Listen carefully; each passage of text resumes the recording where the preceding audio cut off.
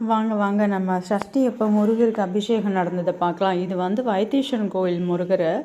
அந்த நைட்டு வந்து பவளம் வீதி உலான்னு சொல்லுவாங்க. அப்புறம் அந்த மாதிரி 7 நாளைக்கும் நடக்கும். இது வந்து அதுக்கு முன்னாடி வந்து அவரை அபிஷேகம் பண்ணப்போ குத்துவிளக்கு பார்த்தீங்களா, வெள்ளி குத்துவிளக்கு ஒரு மனுஷனை விட ஹைட்டாக இருக்கும். அந்த அளவுக்கு பெரிய குத்துவிளக்கு. அதுவும் இல்லாமல் ரொம்ப நேரம் அபிஷேகம் பண்ணுவாங்க. அவ்வளோ குடமாக இருக்கும். அந்த ஊற்றுற பாத்திரம் பார்த்தீங்களா, அதுவும் வந்து வெறும் வெள்ளியில் தான் தண்ணியும் அவருக்கு மோந்து வச்சு ஊற்றுவாங்க.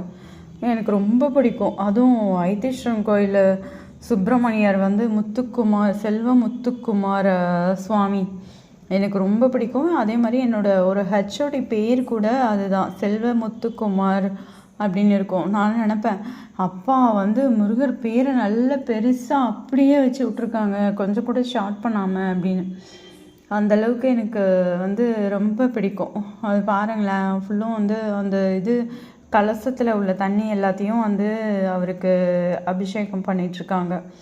அந்த இதெல்லாம் பாராயணம் பண்ணிவிட்டு ஓதுறதெல்லாம் முடித்ததுக்கப்புறம் மாலை வந்து இந்த ரோஸ் மாலை எனக்கு ரொம்ப பிடிக்கும்.